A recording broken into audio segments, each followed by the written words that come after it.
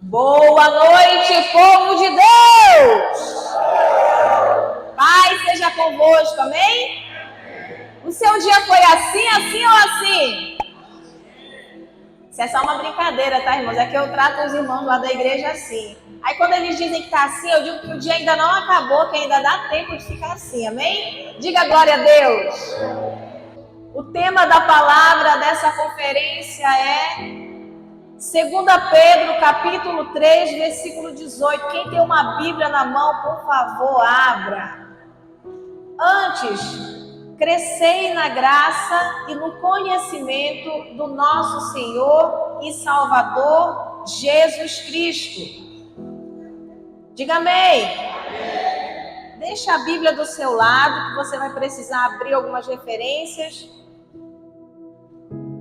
Nós trabalhamos ali na 16ª região de Belém e atualmente estamos trabalhando com a coordenadoria da escola bíblica, que é um trabalho que o Senhor nos chamou e nós amamos fazer isso.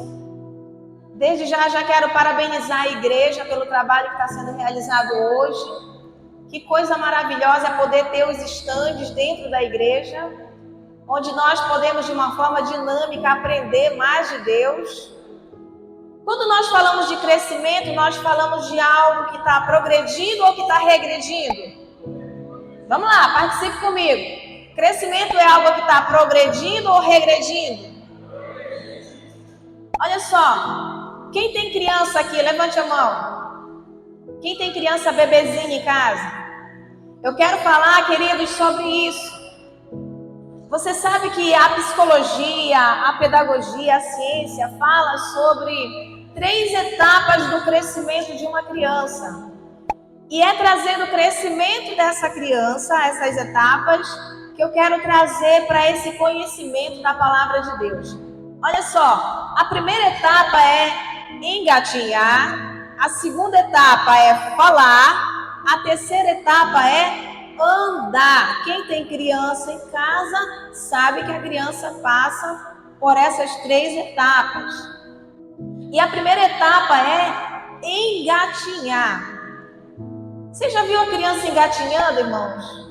É muito fofinho. Eu pesquisando, crianças engatinham de forma diferente. Tem criança que engatinha com as 2 mãos aqui e o bumbum levantado e ela vai muito engraçadinha com isso daqui alto e ela vai engatinhando. Tem criança que engatinha normal, de joelho e as mãozinhas aqui. Tem criança que engatinha sentada. Você já viu? Ela vai arrastando o bumbum assim. Vai arrastando e ela vai engatinhar. É a forma dela engatinhar. A mais engraçada que eu vi, eu nem pensei que criança engatinhava assim. Igual uma cobrinha, irmãos. Ela arrasta a barriguinha no chão e dá um pulo. Ela arrasta a barriguinha e dá um pulo. Eu disse, que coisa mais engraçada. Mas é a forma dela engatinhar. O que eu quero dizer com isso? Que assim como crianças engatinham de forma diferente, a nossa vida de crescimento com Deus, nessa primeira etapa, também é assim. Eu engatinhei de uma forma, a pastora aqui de uma forma, a irmãzinha ali de outra forma. E tá tudo bem, não tem nada de mais nisso, porque nós somos pessoas diferentes, amém? Engatinhar é uma etapa muito importante para começar a crescer no conhecimento de Jesus. Nessa etapa, a pessoa já se batizou, ela já confessou Jesus, ela já se batizou e ela está engatinhando no conhecimento de Deus. E dê de presente a sua atenção, como diz o meu esposo, a gente aprende quando nós ouvimos, amém? E o que acontece nessa primeira etapa da vida do convertido? Nesse momento ele está desenvolvendo força e equilíbrio. Você percebe, quando a criança está engatinhando, ela está criando ali uma força que vai ajudar ela para as etapas seguintes. E nessa etapa da vida do cristão, esse início desse crescimento é tão importante para trazer esse equilíbrio para ele. E mais fundamental ainda é quem o cerca. Você acha que a criança que está engatinhando, ela fica sozinha em casa? Não, né?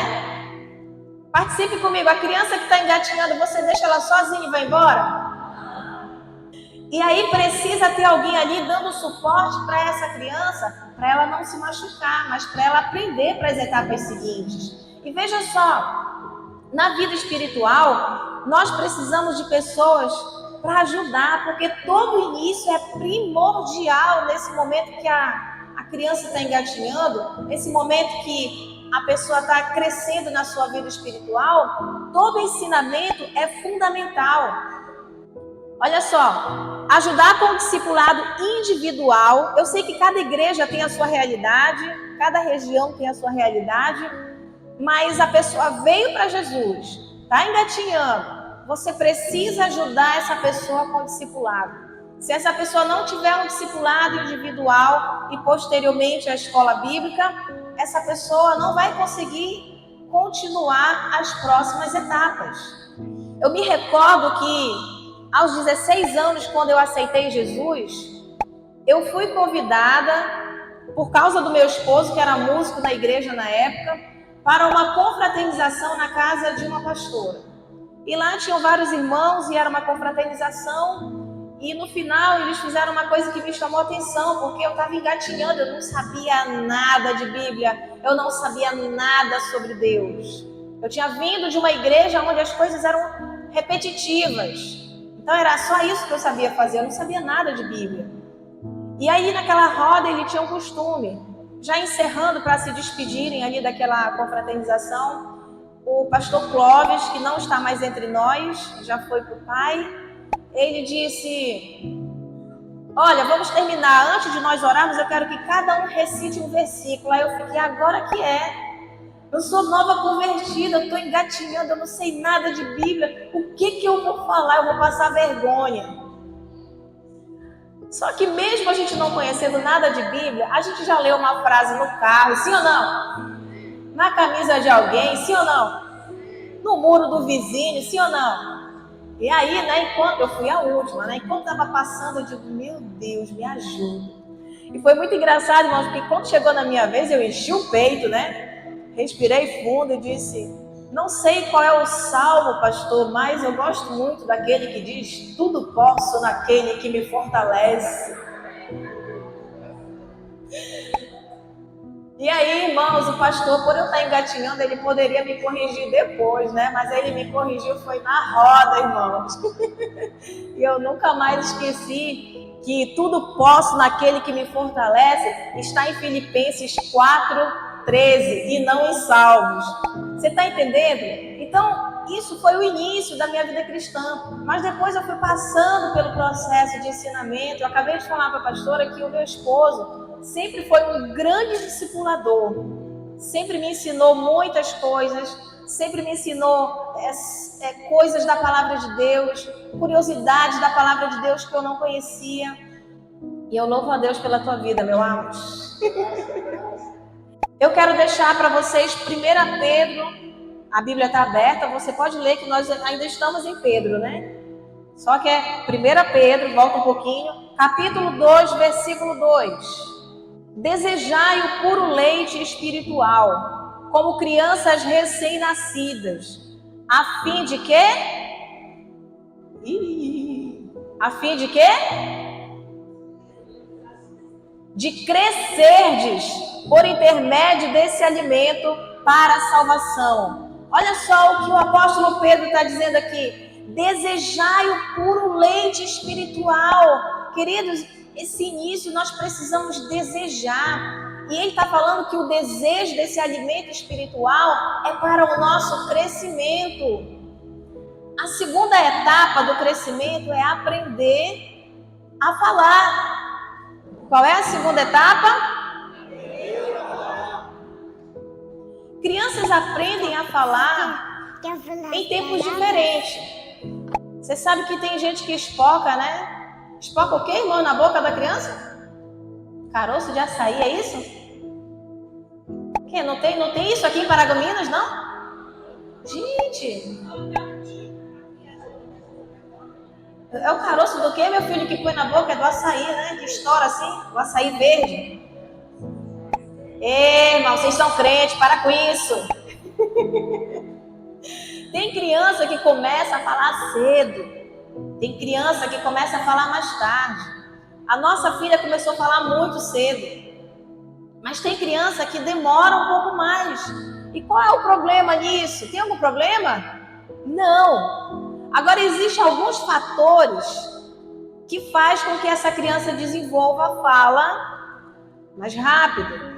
E nós vamos ver esses fatores aqui que também vão nos ajudar para o nosso crescimento espiritual. Nessa etapa que é falar.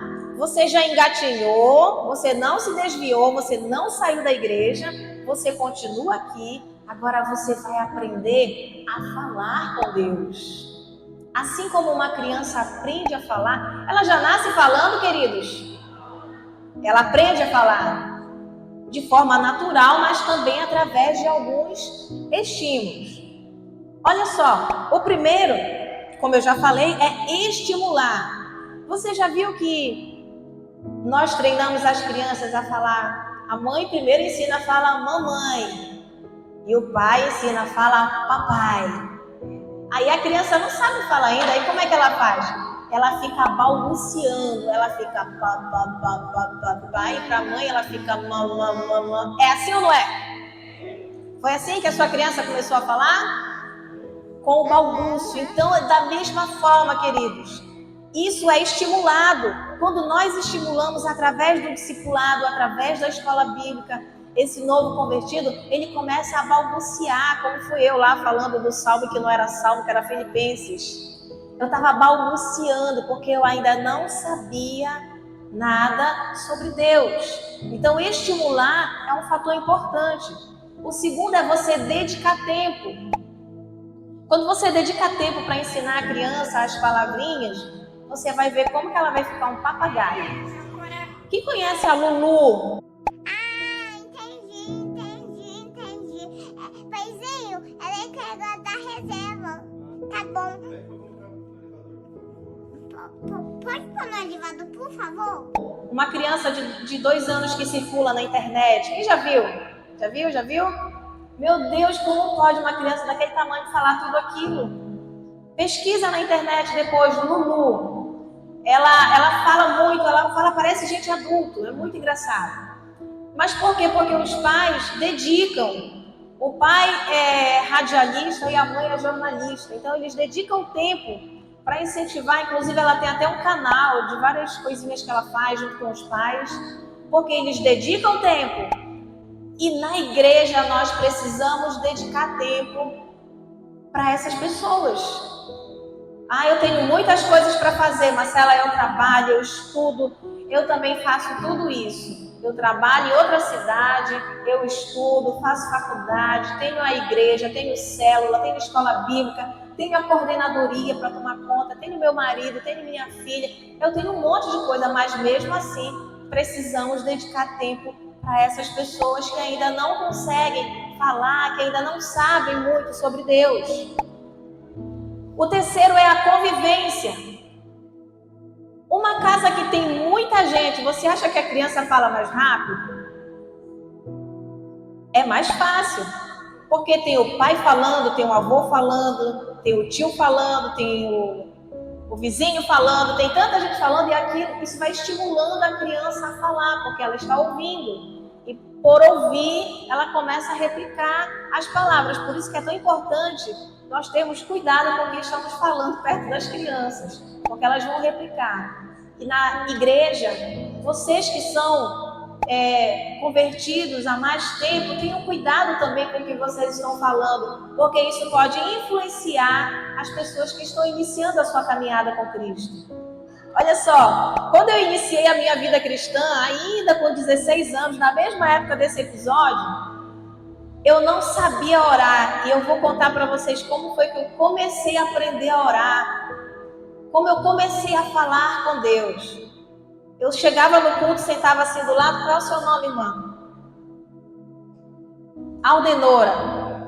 Eu sentava do lado da irmã Aldenora, e na hora que o pastor iniciava a oração, eu não sabia orar, eu não sabia falar com Deus. Aí a irmã Aldenora começava a orar.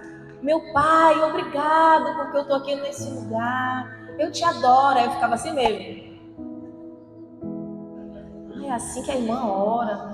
Aí ela dizia, ajuda o meu filho que está naquela situação. Aí eu olhava para o lado. Eu disse, ela está falando com alguém, né? Mas ela está falando sozinha aí. Com quem ela está falando? Para quem é que ela está falando isso?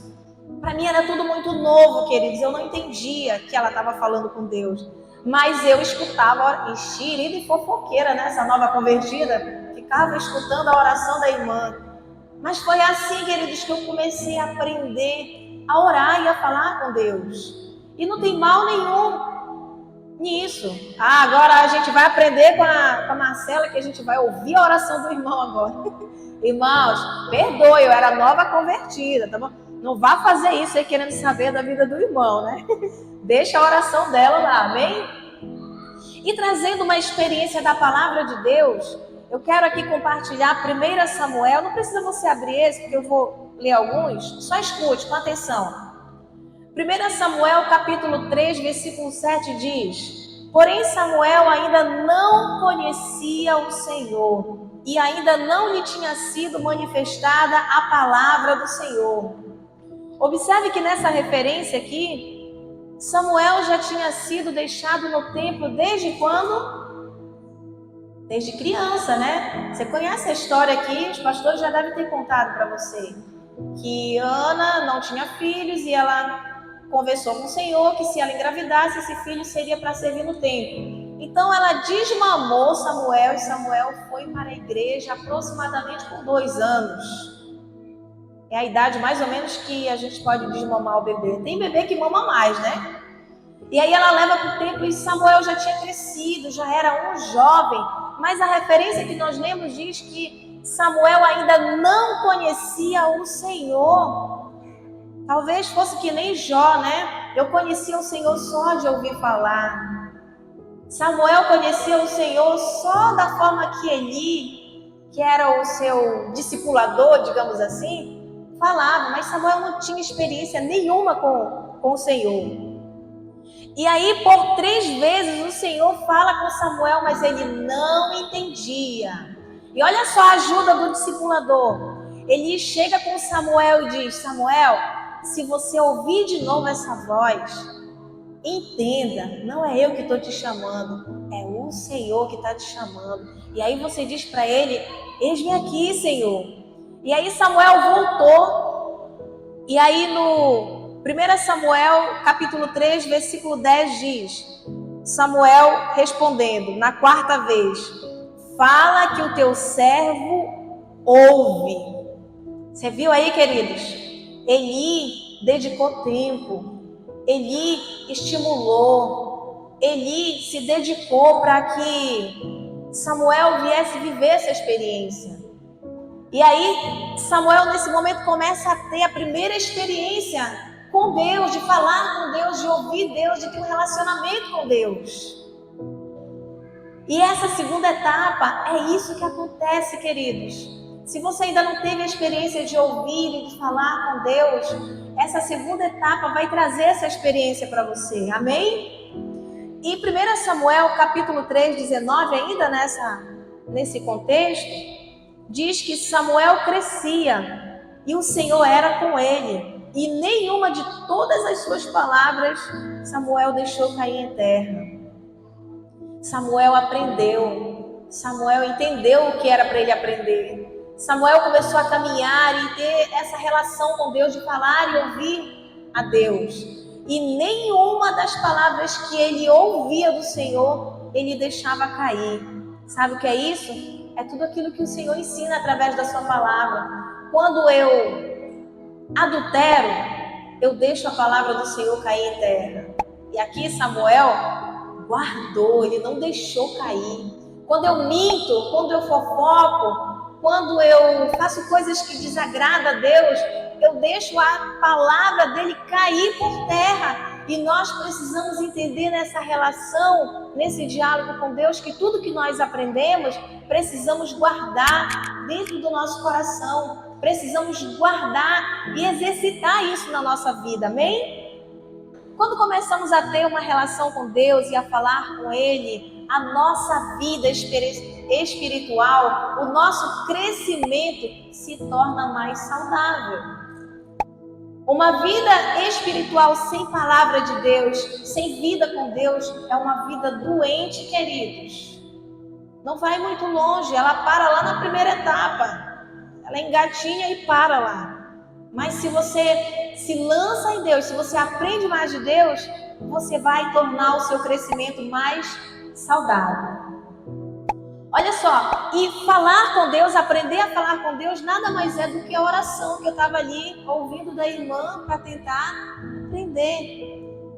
E sabe o que a palavra de Deus fala sobre isso? Não precisa você abrir, só escute. Colossenses 4:2. Perseverai em oração, velando nela ação de... Ó, tem alguém ligado ali. Velando nela ação de... Romanos capítulo 2, versículo 12. Alegrai-vos na esperança, sede pacientes na tribulação, perseverai na oração. Esses dois livros, Colossenses e Romanos, foram escritos por quem? Muito bem, olha, parabéns pela escola bíblica, né? Tá todo mundo afiado. O apóstolo Paulo falou sobre a importância de perseverar na oração. Por que tem que perseverar na oração? Quando você fala para alguém, persevera. Persevera no teu casamento, persevera nesse estudo, persevera nessa luta. Por que a gente fala persevera? Porque é fácil ou porque é difícil? É fácil ou é difícil perseverar? É difícil. Orar é fácil ou é difícil? É luta, irmãos. É por isso que ele fala aqui 2 vezes, perseverar. Então você que já engatinhou, você agora que está falando com Deus, você precisa perseverar em falar com Deus, porque não é fácil. Vamos lá, você há de concordar comigo? De manhã cedo, dá sono ou não dá? Dá preguiça ou não dá de levantar? Sabe aquele propósito que o nosso pastor superintendente dá para a região? Olha, vamos todo mundo orar 4 da manhã. Ah, pastor, 4 da manhã no melhor do sono. Olha aí a dificuldade para orar. De noite, não, eu vou orar de noite quando eu chegar em casa, porque é mais fácil. Aí você vai, chega lá no seu quarto ou em qualquer compartimento da sua casa e você vai começar a orar com Deus. Aí começa a bocejar.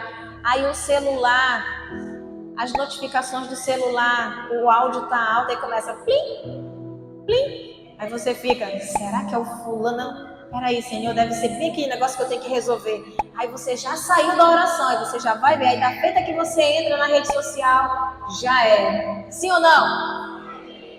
Persevere em falar com Deus, persevere na oração. Não é fácil, mas precisamos perseverar. Não pare, continue, amém? Vamos para a última etapa. Quem está entendendo aí, diga amém. Alguém está com sono? Você quer que eu pare logo nessa segunda etapa? Ou eu posso continuar e terminar na terceira? Vamos lá, para a gente encerrar, a terceira etapa é andar com Deus. Diga comigo, aprendendo a andar. Só para recapitular aí as etapas, qual é a primeira? E agora? Aprendendo a andar. Tem um site chamado Danone Nutrícia. Ele fala sobre o estímulo que você pode usar para ajudar a criança a desenvolver os primeiros passinhos. Mas criança anda naturalmente com o tempo? Sim. Assim como falar também. Mas existem estímulos que você pode ajudar. Primeiro, queridos, é organizar o espaço da criança que vai começar a andar. Você há de concordar comigo. Uma casa que não tem criança é de um jeito e quando tem criança é de outro jeito, sim ou não? As panelas têm que ir para o alto, os objetos pequenos da estante da sala têm que subir. É ou não é assim?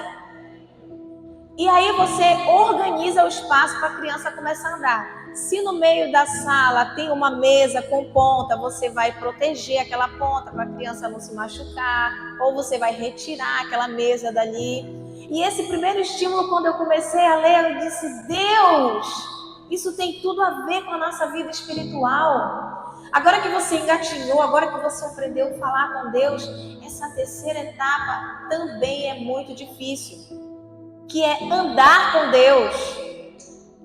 Engatinhar você começou lá no início. Falar, tem gente que diz assim: eu posso falar com Deus aqui de casa, nem preciso ir para a igreja. Diga, está repreendido, irmão. Precisamos andar, precisamos caminhar para a casa do Senhor. E isso vai nos ajudar no fortalecimento desse crescimento espiritual. E aí, eu fiquei, é isso, quando você vai andar com Deus, você vai ter que organizar o espaço. Sabe aquela mesa que vai machucar o bebê, que é tirada? Sabe aquela prática que você tinha? Sabe aquela companhia que andava com você? Você vai ter que organizar o seu espaço. Se você quiser ter um crescimento espiritual, se você quiser ter uma vida com Deus, você vai ter que organizar esse espaço. Tá dando para entender? Provérbios 22:5. Espinhos e laços há no caminho do perverso. O que guarda a sua alma retira-se para longe dele. Olha aí o espinho e o laço que você vai ter que tirar do seu espaço agora para você organizar.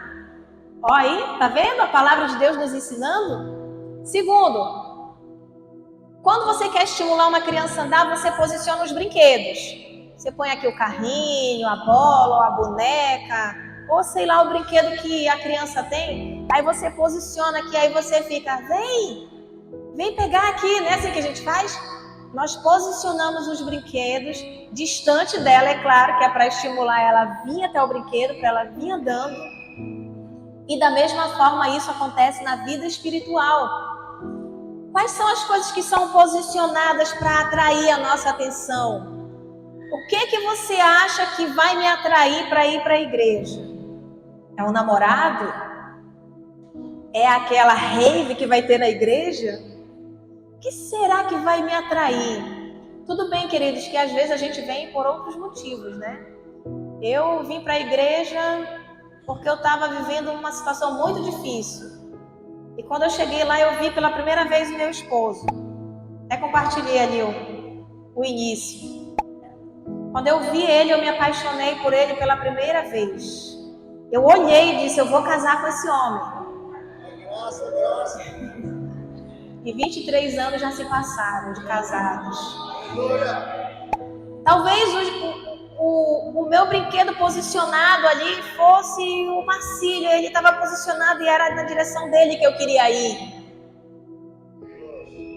Deus tem a sua forma de trabalhar. Às vezes nós vamos sim pelo motivo errado, mas Deus transforma em motivo certo para salvar a nossa vida, amém? Então, a Bíblia, a igreja, a escola bíblica, o discipulado, isso precisa agora estar posicionado para me atrair a andar com Deus. Está dando para entender aí, irmãos?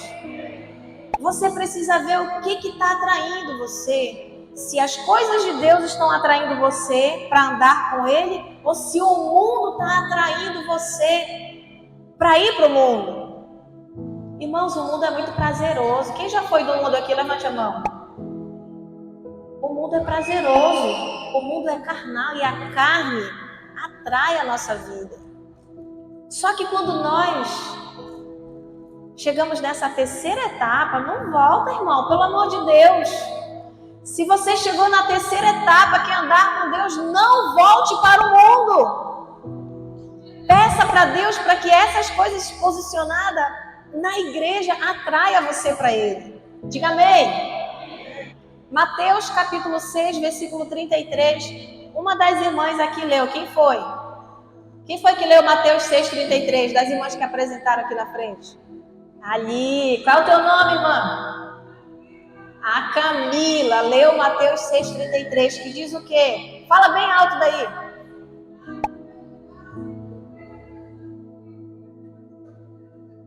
Vocês ouviram?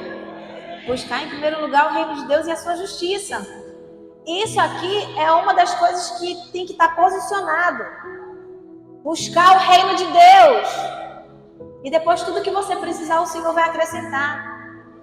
Terceiro, segurar na mão. Quem nunca segurou na mão de uma criança para estimular ela a andar? Segurando ali. Ele vem cambaleando, mas você está segurando a mãozinha dele ali. Porque você quer ajudar ele a aprender a dar os primeiros passos. E o Senhor faz isso com nós. Olha o que diz Isaías 41:13. Porque eu, o Senhor teu Deus, te tomo pela tua mão direita e te digo, não temas, eu te ajudo. Aplauda Jesus. Se você ainda não está conseguindo dar os passos firmes em direção a Ele, está aqui, é Ele que te ajuda. Amém? Quarto, a conversa. Conversar com a criança, como nós falamos ainda agora. Vem, filho, vem, o papai está chamando, vem. Às vezes a criança está insegura, ela fica ali se tremendo, mas ela ouve a voz do pai e da mãe e aquilo traz segurança para ela. Ela ouve a voz do papai, da mamãe ou do vovô, de quem está cuidando dela. E aquilo traz segurança através da conversa. E aí a criança vai e se debruça no colo daquele que está a chamando. E olha o que a palavra de Deus diz. João 10:4.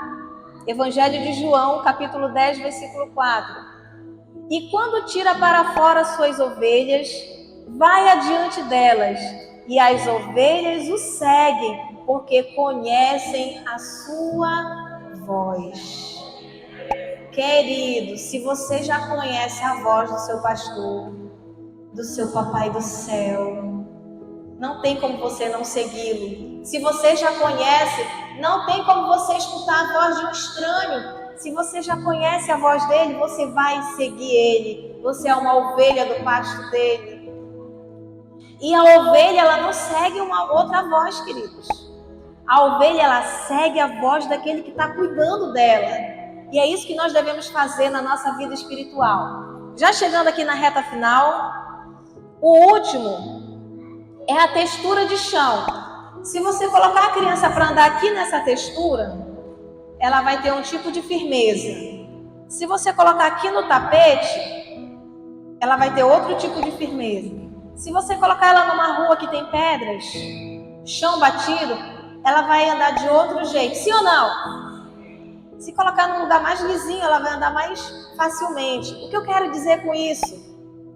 Que assim como a criança tem essas texturas no seu processo de aprendizagem, no andar, a nossa vida espiritual é a mesma coisa, queridos.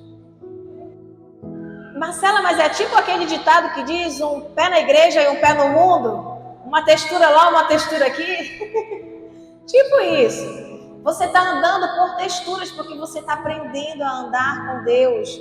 E tudo é novo para você, você está aprendendo a conhecer. Então, mas é nesse ponto que nós precisamos ter cuidado. Olha o que a palavra de Deus diz em Provérbios 3:6. Reconhece-o em todos os teus caminhos, e ele endireitará as tuas veredas. Olha só o início do versículo.